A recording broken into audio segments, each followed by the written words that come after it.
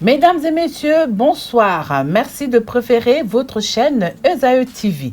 Chérie, ça va? Bébé Chou, tu as mangé? Trésor, je t'invite au resto. Amour et mieux, où est-ce qu'on passe le week-end cette semaine? C'est autant de petites attentions que les hommes aiment. Ces petites attentions, au dire des femmes, flattent leur ego masculin et les mettent en confiance. Alors, ce samedi, pourquoi les hommes aiment les petites attentions? Mes invités à Débada, consultant antique et juriste. Bonsoir. Bonsoir Tatiana. Karen Gagné, docteur en sociologie. Bonsoir. Bonsoir Tatiana. Alors, vous gardez la parole, hein, docteur. Dites-nous, est-il primordial d'être flamboyante pour que l'homme se sente aimé par sa compagne? Merci bien Tatiana. Vous savez, quand nous parlons de sentiments, quand nous parlons d'amour, c'est tout un mélange. Comme on le dit, ce sont les petites attentions qui font les grands sentiments ou les grandes considérations. Et je dirais tout simplement qu'en matière d'amour, c'est beaucoup plus cet aspect d'attention qui fait que l'homme, il se sent désiré, la femme, elle se sent privilégiée. Donc, je dirais oui, il faut cet assemblage-là de petites attentions pour réellement renforcer ou pour maintenir la flamme de l'amour allumée. Savoir qu'on est au cœur de l'autre, savoir qu'on occupe la pensée de l'autre, nous donne une aise qui ne s'explique pas, parce que c'est des choses, je dirais, naturelles et surnaturelles, qui ne s'expliquent pas à la femme, et encore moins au niveau de l'homme, où on se sent privilégié, on se sent différent des autres dans le rang des humains. Donc, je dirais oui, les petites attentions, on en a besoin pour renflouer l'amour, pour le maintenir, et pour faire comprendre à l'autre qu'on est toujours là, qu'elle occupe toujours une place importante pour soi. Monsieur Bada, vous êtes un homme. Les petites attentions flattent-ils votre ego? D'abord, bonsoir Tatiana, bonsoir à tous les internautes. On dit petite attention. Attention, ça voudrait dire avoir un intérêt pour, c'est montrer, c'est démontrer. Et tout le monde est important. Tous les êtres humains sont importants et chacun veut que son importance soit reconnue et à la limite saluée ou carrément montrée ou démontrée par l'autre. Alors, les petites attentions participent à ce que votre personne puisse être reconnue par vous-même et par l'autre. Et ça vous permet également de décompresser. Parce que quand on parle d'amour, l'amour ce n'est pas seulement la joie, l'amour c'est également des combats, c'est encore des vengeances. Parce que plus vous aimez quelqu'un, plus vous êtes facile de lui en vouloir. Et les petites attentions viennent comme des décompresseurs pour ramener l'harmonie et pour rendre encore plus beau le sentiment de l'amour qui, dans son expression, est la preuve que la personne qui est en face de vous a une place à part entière, une place spéciale. Vous pouvez voir un homme qui va vous dire j'aime plusieurs femmes à la fois, ce qui est vrai, on peut aimer plusieurs personnes à la fois. Bah non, mais on va jamais. Monsieur Bada, on ne peut pas aimer plusieurs personnes à la fois. On peut aimer plusieurs personnes à la fois parce que l'amour est pluriel et son expression diffère en fonction de ce que vous mettez là-dedans. Mais même quand vous dites j'aime plusieurs personnes à la fois, il y a quand même quelqu'un auquel vous tenez plus que les autres. Et c'est là où les petites attentions viennent faire aussi la différence entre cette personne-là et les autres. Et donc, les petites attentions sont très importantes dans une relation. Et c'est vice-versa, parce que avec les petites attentions, je ne sais pas moi, vous sortez peut-être avec Marlène, et puis il y a peut-être homme qui est là et qui s'occupe mieux de vous que Marlène. Quand vous quittez, vous êtes forcément... Vous parlez de vous, là, quoi. Non, je ne pas en train de parler de vous. Non, je ne parle pas de moi, je parle de l'homme en général. Okay. Les petites attentions nous emmènent à faire des choix qui ne sont pas forcément nos choix. Et même quand vous parlez de petites attentions, on va aller un peu plus loin. Et quand vous avez des enfants, vous avez à partir de 2 enfants, on dit souvent un parent aime plus cet enfant que l'autre. C'est faux. C'est l'enfant qui emmène le parent à l'aimer davantage par son comportement, par ses petites attentions. L'enfant qui vient vous dire « Ah, tu es bien rentré, comment a été ta journée? Ah, ça va, et que, bon, je te ramène de l'eau, je t'enlève les chaussures et tout. » Et par rapport à l'autre qui dit « Appelle bonjour » et qui continue ce qu'il a à faire, forcément, inconsciemment, vous faites un choix. Ce sont les petites attentions qui agissent en la matière. Oui, mais en tant qu'homme, est-ce que ces petites attentions permettent à l'homme de devenir calculateur à la longue? Non, il ne devient pas calculateur de façon consciente. Mais il le devient. Les petites attentions le conditionnent. Il n'y s'en rend peut-être pas compte, mais c'est des petites attentions qui arrivent à l'emmener à faire la différence, à démarquer et à dire, bon écoute, c'est pas moi, aujourd'hui je suis rentré, Karen m'a fait un jus de fruits, et hier, bon, je sais peut-être pas si Tatiana s'est foutu de moi, mais moi j'irai vers Karen, c'est aussi simple que ça. On peut pas faire pour ça la fête, Tatiana me base pas. Non, non, c'est juste que les petites attentions sont vraiment déterminantes. Je te prends le cas de ce monsieur qui est rentré chez lui. Sa femme a fait du attiéké. Il aime bien beaucoup plus le poisson. Mais en même temps, pendant qu'elle faisait la cuisine, l'enfant a fait renverser le bol de poisson. Donc il y avait du sable dans le poisson. Alors au lieu de dire à son mari, écoute, je faisais ci, voilà ce qui s'est passé. Je n'ai pas pu te donner le poisson que tu aimes. Le mari dit, mais comment tu peux me donner du attiéké avec ce poisson? Ça, mais tu sais que j'aime le poisson. Non, non, non, non. Et puis, bon, il sort. Et qu'est-ce que la femme fait? Elle appelle de ses copines, elle s'en plaint, écoute, voilà ce qui s'est passé, voilà, voilà, voilà. Et la copine appelle le mari. Ah, tu es où? Mon ami m'a dit que vous avez palabré. Vraiment, c'est pas grave, viens à la maison, on va en discuter. Le temps que le mari arrive chez la copine, elle a fait le attiéké avec le poisson que le mari aime. Et là, le mari a mangé. Et elle dit, mais c'est ce que je demandais à ta copine qu'elle n'a pas fait. Mais vous savez, à ce petit jeu-là, le gars s'est retrouvé en train de sortir avec la copine. Ben non, donc quelque part, ça l'a conditionné. Ça l'a conditionné et la copine a joué sur cette attention. Oui, cette attention dont il avait besoin. Donc une petite attention peut vous emmener à devenir maître d'un jeu. Voilà. À devenir maître d'un jeu, alors je me retourne vers la sociologue. Dites-nous un peu, quelle est la place de ces petites attentions pour l'équilibre du couple? Merci beaucoup Tatiana. Tout à l'heure, on a sorti le mot qui était, ou l'expression conditionnée. Donc je dirais tout simplement, comme nous parlons de petites attentions, je dirais que ça occupe une place importante au même titre que les autres éléments qui constituent le foyer de l'amour. Parce que vous savez, sans l'attention, le reste ne vient pas. Même quand vous demandez ou vous voudrez que votre homme aille au sexe avec vous, c'est dans les petites attentions que vous le motiverez ou vous lui démontrerez que vous en avez envie. Avec des petits mots. Avec des petits mots, de petits gestes, de petites caresses, etc. pour le motiver à y aller pendant peut-être qu'il n'a pas la tête à ça. Donc, je dirais tout simplement que quand nous parlons d'amour, quand nous parlons de sentiments, c'est les petites attentions-là qui sont au cœur de cela. Et c'est comme le grand carrefour auquel les autres éléments qui rentrent en ligne de compte de la vie à deux viennent se rassembler. Parce que même si vous allez communiquer, il n'y a pas de communication qui passerait sans ça. Et quand vous communiquez avec quelqu'un, vous êtes tout le temps sur les nerfs, vous criez. Et contrairement à vous, quelqu'un d'autre parle avec une voix douce, en passant la main sur le corps du monsieur. Il y a nettement une différence qui se dénote à ce niveau-là. Donc je dirais que quand nous parlons de petites attentions, c'est l'amour lui-même. L'amour brut, l'amour brut, lui-même.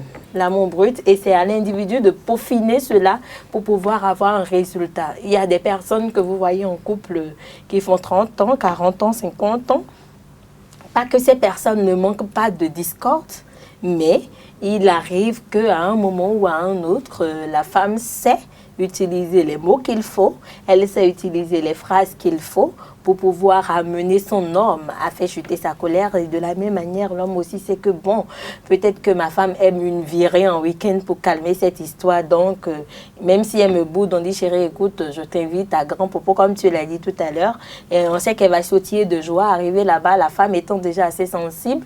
Au retour, elle oublie tout le problème qui est présent et la vie du couple continue. Donc, les attentions sont au cœur même et au carrefour de l'amour et de la vie à deux.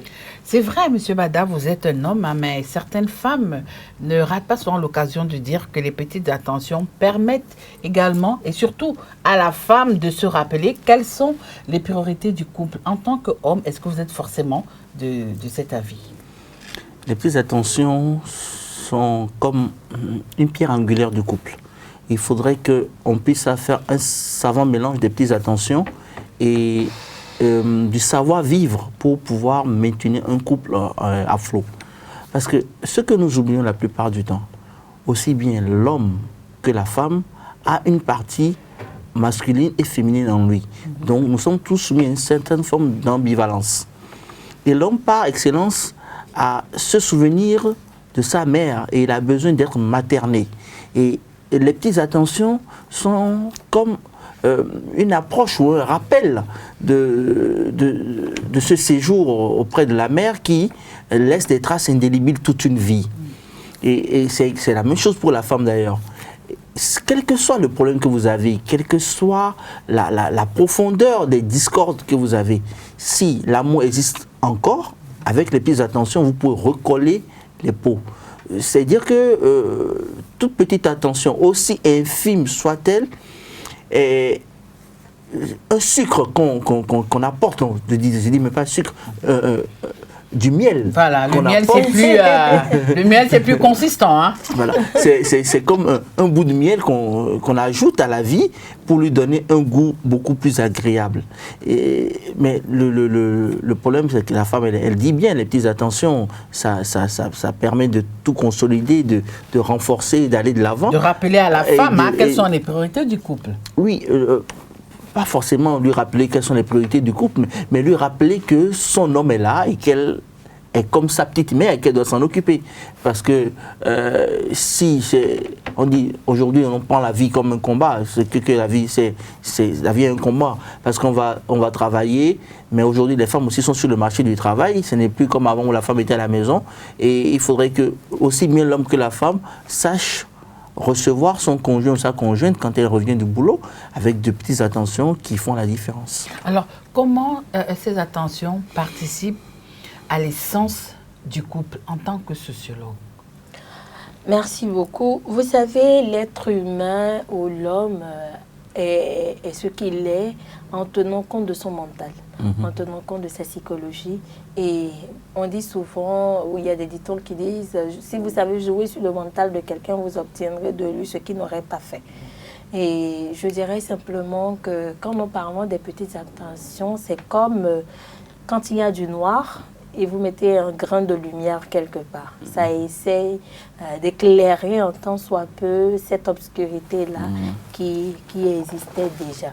Je pars de l'exemple utilisé par Adé tout à l'heure, en disant un homme revient du boulot, ça va l'accueillir. Si l'homme a broyé du noir toute la journée et qu'il revient à la maison, vous allez voir que parfois, il y en a qui sont pressés de retourner à la maison parce qu'ils se disent, dès que je suis là et que je partage ça avec cette dame, c'est sûr, la pression va chuter et elle m'aidera à trouver la solution d'une manière ou d'une autre. Donc, on peut dire que psychologiquement, ça aide l'homme à répondre à la fonction sociale, à répondre à son essence au sein de la société et ça lui permet de se positionner, de se donner une place lui-même. Donc ça lui permet d'aller à sa base et de se revaloriser. Il se dit, bon, je n'ai rien à chercher dehors parce que ma femme sait quoi me dire, ma femme sait quoi me faire, mon mari pourra m'aider à trouver la solution. Et c'est ça qui amène souvent certains couples, vous trouvez que la femme ne décide rien sans l'homme et l'homme n'arrive pas à se décider face à quelque chose sans la femme. Pas forcément que c'est un foyer de dictature, mais c'est un foyer qui a su se baser sur l'harmonie que créent les petites attentions et ça donne lieu à une dépendance l'un de l'autre, ce qui amène l'un à ne pas réellement exister sans l'autre. Monsieur Bada, certainement que vous ne serez pas d'accord avec moi par rapport à la question qui va suivre. Il est vrai que les petites attentions alimentent la flamme dans le couple. Alors pourquoi il revient souvent à la femme de se plier à cet exercice? Forcément, je suis sûre que vous ne serez pas d'accord avec moi, mais généralement, c'est le constat qu'on fait. On a dit tout à l'heure que par rapport aux petites attentions, l'homme et la femme doivent s'y plier parce que c'est... Oui, ça c'est la norme. C'est ça qui doit être. Les petites attentions sont la racine de ce que votre couple peut devenir. Oui, ça c'est ce qu'on souhaite. Là, nous sommes en train de parler des hommes. Donc vous me parlez de ce que les femmes doivent se plier à cet exercice-là. La plupart du temps, aussi bien pour l'un que pour l'autre, les petites attentions sont au début de la relation et sont beaucoup plus fortes parce qu'on veut atteindre un objectif, on a un intérêt. Et on a tendance à oublier que l'atteinte de cet objectif n'est pas une fin en soi. et on baisse les bras. Et c'est là, c'est un danger parce que chaque fois que vous arrêtez de manifester des petites attentions par rapport à votre conjoint, à votre conjointe, s'il y a quelqu'un qui est en embuscade et qui s'en rend compte et qui utilise ces armes-là... Parce qu'il y en a toujours qui sont en embuscade, hein? Oui, le drame, c'est ça. C'est une réalité sociale que nous occultons. Il n'y a pas de bonheur parfait. Pendant que vous êtes heureux, il y a quelqu'un qui se dit, mais il est très heureux et j'aimerais être à sa place. Et votre conjoint peut ne pas avoir cette personne-là qui va tout faire pour que l'autre le remarque ou la remarque. C'est pour ça que je dis souvent quand on parle de jalousie, bon, ça c'est juste une parenthèse, je dis, mais attention, la jalousie est peut-être évitée que par ceux qui sont dans un couple. Parce que celui qui est en dehors du couple et qui décide d'avoir un des partenaires pour lui, va reculer devant rien du tout. Donc il faudra savoir aussi utiliser cette arme-là pour dire, hé, halte. Et c'est les petites attentions aussi qui font la différence. Écoutez, il y a des hommes aujourd'hui qui sont, leur femme n'est peut-être pas le soleil, mais ils vont rencontrer des filles lumineuses qui sont tape à l'œil, bling bling, qui vont essayer une relation et qui vont se rendre compte qu'ils sont en train de faire fausse route. J'ai un ami policier qui a vécu ça, qui m'a dit, écoute, j'ai laissé ma femme pour une autre seconde femme, mais je me suis rendu compte que j'ai laissé la piscine pour l'océan. C'était une phrase qui était très lourde. Ouais. Mais quand vous voyez l'océan, sa beauté, comment ça virevolte, comment vous avez les cocotiers de sable fait, c'est plus attrayant qu'une piscine qui a été faite par de main d'homme. Silencieuse. Vous voyez? Donc, à partir de ce moment-là, il s'est rendu compte que celle qu'il a traitée de piscine et qui le connaît, qui connaît ses petits, ses désirs, tout ce qu'il aime, elle est demeurée dans son cœur. Mais il a tout fait de dire à la seconde, écoute, je t'aime beaucoup, mais je vais devoir retourner avec ma femme, avec qui je me sens mieux. Elle de lui dire, mais tu ne l'as jamais quitté. Donc, les femmes, je vous prie d'user, d'abuser de petites attentions, sans pour autant devenir un souffle-douleur de votre homme. Parce que en faisant preuve de petites attentions, n'oubliez pas que vous êtes une personne à part entière, importante, digne et fière. Donc, essayez de garder votre conjoint ou votre conjointe, mais ayez à l'esprit que vous devez être sincère et véridique dans ce que vous faites afin que le couple puisse aller de l'avant. Alors, docteur Karel Gagné, dites-nous, pour éviter que la monotonie s'installe dans le couple, la femme comble souvent son homme de ses petits gestes affectifs. Est-ce que ce n'est pas par crainte de le perdre? Vous savez, quand deux personnes se mettent ensemble, la crainte de perdre l'autre, elle est toujours évidente, elle est quotidienne. On est toujours sur le qui-vive. Oui, on est toujours sur le qui-vive. Comme on le dit, c'est un peu sur un champ de bataille que vous êtes. Et ce n'est pas parce que vous êtes sous son toit que vous êtes déjà hors du terrain de lutte. Même quand vous avez... Même quand vous avez l'anneau au doigt, c'est que vous n'êtes pas réellement... Pardon, l'anneau... Ah oui, elle a fait le geste. Elle a fait le geste qu'il faut.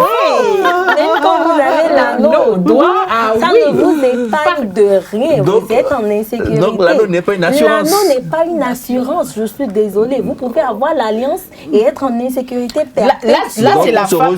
Chers internautes, là c'est la femme qui parle et la sociologue. Oui. On se rejoint par rapport à... Comme on le dit, ce n'est pas ni une grossesse, ni une alliance qui retient un homme dans un couple. Ce qui le retient, c'est au-delà du comportement qui inclut ces petites attentions-là.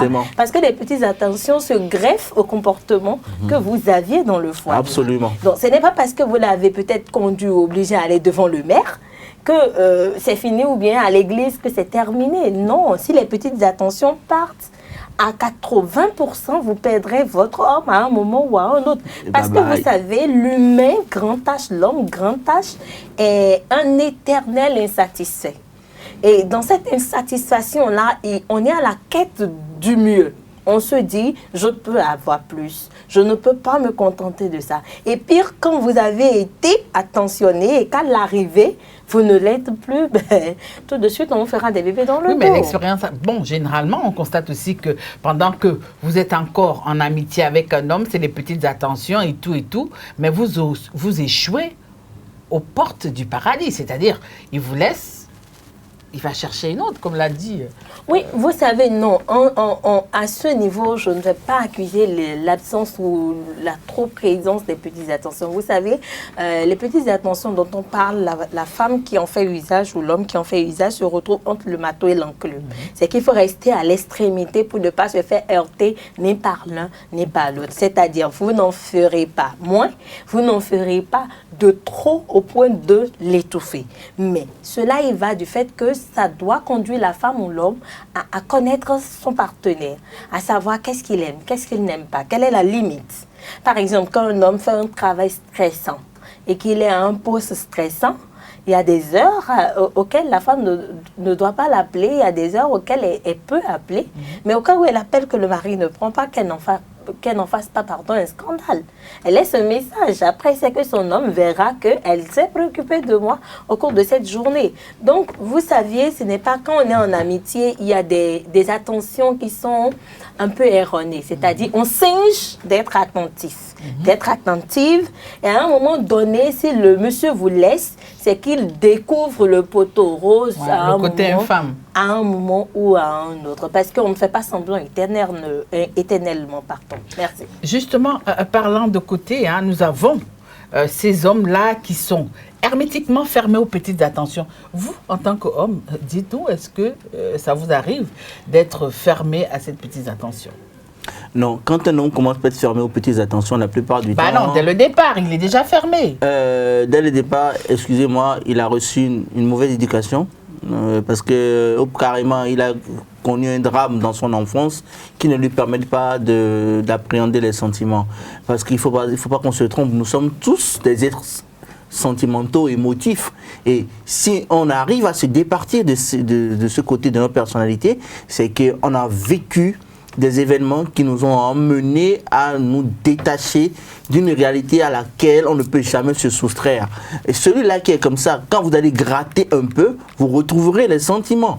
Mais prenez la peine de connaître sa vie, de connaître son vécu et de savoir par où passer pour l'emmener à retrouver ces sentiments-là. C'est comme, je sais pas, il y a un conte où le gars, son problème c'était juste frissonner.